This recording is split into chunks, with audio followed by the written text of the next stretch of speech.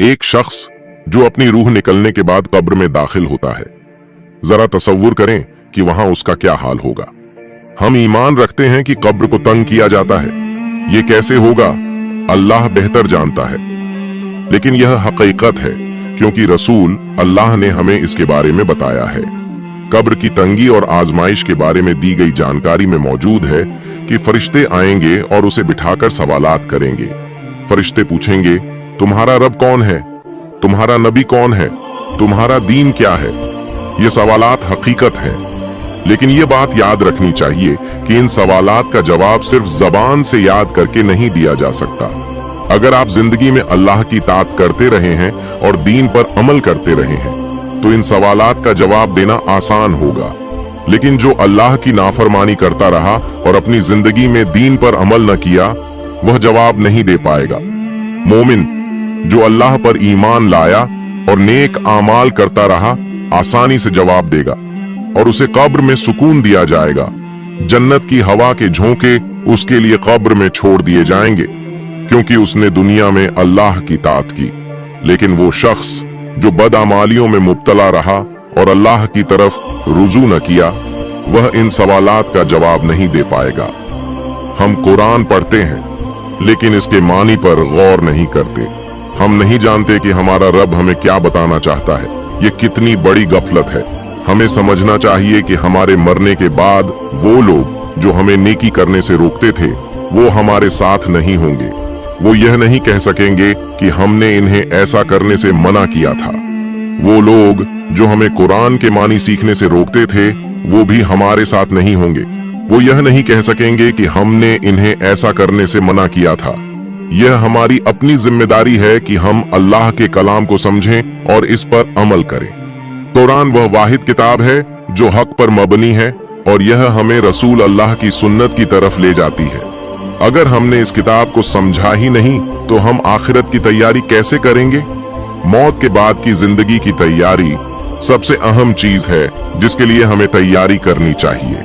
आज हम में से ज्यादातर लोग दुनियावी चीजों के लिए बहुत मेहनत करते हैं, जैसे एक अच्छा घर खरीदना या बड़ी बिल्डिंग में अपार्टमेंट लेना। हम कर्ज लेते हैं इस उम्मीद के साथ कि वक्त के साथ वापस कर देंगे। लेकिन क्या आपने कभी सोचा, अगर हम अपनी जिंदगी खत्म होने से पहले अगर यह कर्ज ना चुका सके तो क्या होगा। मैंने बहुत से ऐसे लोगों के केस देखे हैं जो इस दुनिया से रुखसत हो गए। वो कर्ज लेकर बड़े अपार्टमेंट या घरों की ख्वाहिश रखते थे, लेकिन वो कर्ज वापस करने से पहले ही अपने आखिरी महल कब्र के जरूरतमंद बन चुके थे क्योंकि वो वफात पा गए। अल्लाह फरमाता है, कौन है जो अल्लाह को कर्ज देता कि वो इसे कई गुना बढ़ाकर वापस करे। क्या अल्लाह के लिए देने के लिए तैयार हैं? अपने वक़्त को अल्लाह के लिए लगाएं। अपनी तवानाई, एनर्जी अल्लाह के लिए खर्च करें। गुनाहों से बचें अल्लाह की खातिर। आपको इसका अजर कई गुना बढ़ा हुआ मिलेगा। जब आपको आखिरत में अपने महल की जरूरत होगी तो वो आपके लिए पहले ही तैयार होगा। जब फरिश्ते आपकी रूह लेने आएंगे तो उसी वक्त से आपको खुशखबरी दी जाएगी। एक रिवायत में जिक्र है कि मरते वक्त इंसान फरिश्तों को देखता है और सिर्फ फरिश्ते ही देखता है। जहां तक उसकी नजर जाती है उसे फरिश्ते ही फरिश्ते नजर आते हैं और वो फरिश्ते सफेद लिबास में आते हैं। लोग मर रहे हैं और वो लोग जो ये नहीं मानते थे कि कोई आखिरत है, अब खुद आखिरत में पहुंच चुके हैं। सोचें कितनी बड़ी बेवकूफी है कि वो लोग जो कहते थे आखिरत नहीं है, वो अब वहां जा चुके हैं। अब हम कहां जा रहे हैं? हमें भी अब अपनी कब्र की तैयारी करनी चाहिए। कब्र के लिए तैयारी करें। लोग आएंगे, आपको कंधों पर उठाएंगे और आपको दफना देंगे। जैसे मैं हमेशा कहता हूं, वो दिन जरूर आएगा जब फोन बज रहे होंगे, पैगामात भेजे जा रहे होंगे, खबरें फैल रही होंगी और स्टेटस लगाए जा रहे होंगे और सब आपकी मौत की खबर दे रहे होंगे। वो दिन आ रहा है, वो दिन जरूर आएगा। कितनी बार आपने फोन या पैगाम वसूल किया कि कोई आपका करीबी दुनिया से चला गया। कभी कभी हमें शदीद हैरत होती है, लेकिन सबसे बड़ी हैरत वो होगी जब आपको बगैर किसी तैयारी के ले जाया जाएगा। वो सबसे बड़ा धचका होगा। अल्लाह हमारी मदद करे, क्योंकि जब मैं जाऊंगा मैं बिल्कुल अकेला हूंगा। अगर आप अपने बच्चों, वालिदैन और भाइयों को गौर से देखें तो वो अल्लाह के हैं, आपके नहीं। आपसे जुड़ने से पहले ही वो अल्लाह के थे, लेकिन अल्लाह ने आपको जरिया बनाया ताकि वो दुनिया में आए और उसके एक बड़े मंसूबे का हिस्सा बने। हकीकत यही है, आपका बच्चा आपकी मिल्कियत नहीं बल्कि अल्लाह की अमानत है। आपको इस अमानत की देखभाल करनी है ताकि इस आजमाइश के जरिए जन्नत हासिल कर सकें। मेरे पास ये बच्चे आर्जी तौर पर हैं, दुनिया में सिर्फ एक आजमा के तौर पर। ये मेरा कहलाया जाता है, लेकिन अगर मैं इस आजमाइश को सही तरीके से निभाऊं, हदीस में आता है जब किसी इंसान का जनाजा उठाया जाता है तो उसके साथ 3 चीजें जाती हैं, उसके अहल ओ अयाल, उसका माल और उसके आमाल।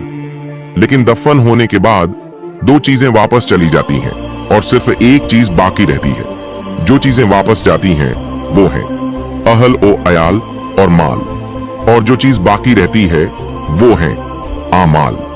कभी आपने सोचा कि आपके दफन होने के कुछ ही अरसे बाद आपकी बीवी शायद किसी और से निकाह कर ले? यह एक हकीकत है जो हमें समझनी चाहिए। यह सुनकर मुझे एक मजाहिया वाकया याद आ गया। एक शख्स जो अपनी शादीशुदा जिंदगी में ज्यादा खुश नहीं था, वक्त के साथ उसके और उसकी बीवी के ताल्लुकात में बेहतरी आई। एक दिन उसने अपनी बीवी से पूछा, अगर मैं मर गया तो क्या तुम दोबारा शादी करोगी? बीवी ने कहा, नहीं, मैं अपनी बहन के साथ रहूंगी। शौहर ने खुश होकर कहा, वाह, अच्छा जवाब। कुछ देर बाद बीवी ने भी वही सवाल कर लिया, अगर मैं मर गई तो क्या तुम दोबारा शादी करोगे? शौहर ने जवाब दिया, नहीं, मैं भी तुम्हारी बहन के साथ रहूंगा। असल पैगाम यह है, हम अपने शरीके हयात के बारे में तो पहले से मंसूबे बना लेते हैं, लेकिन अपनी मौत के बारे में नहीं सोचते। क्या हमने कभी गौर किया कि हम दूसरों के जाने के बाद की मंसूबाबंदी कर रहे हैं, लेकिन अपनी आखिरत की कोई तैयारी नहीं कर रहे? हम नहीं जानते कि कौन पहले दुनिया से जाएगा। ये वो चीज है जिस पर हमें सोचने की जरूरत है।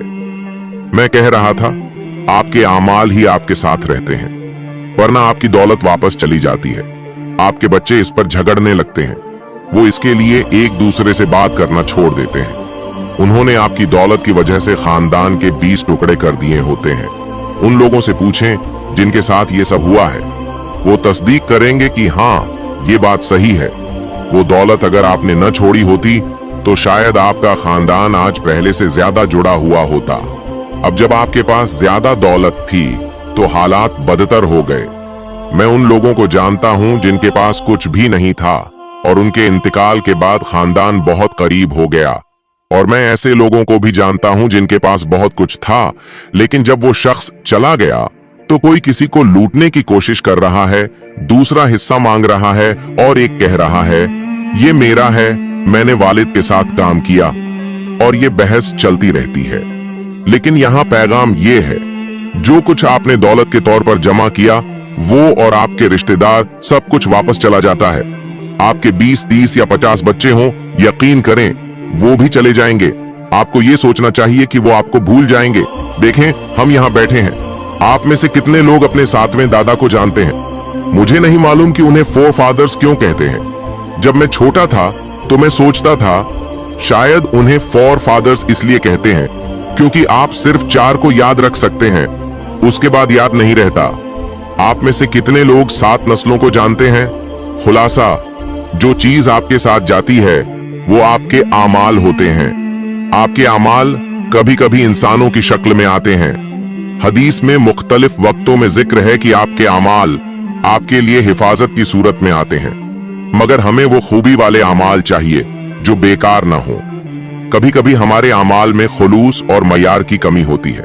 देखें, सूरह मुल्क में अल्लाह फरमाता है, उसने मौत और जिंदगी को पैदा किया ताकि आजमाए कि तुम में से किसके आमाल सबसे बेहतर हैं। अल्लाह ने ये नहीं कहा किसके आमाल ज्यादा हैं, बल्कि कहा किसके आमाल बेहतर हैं।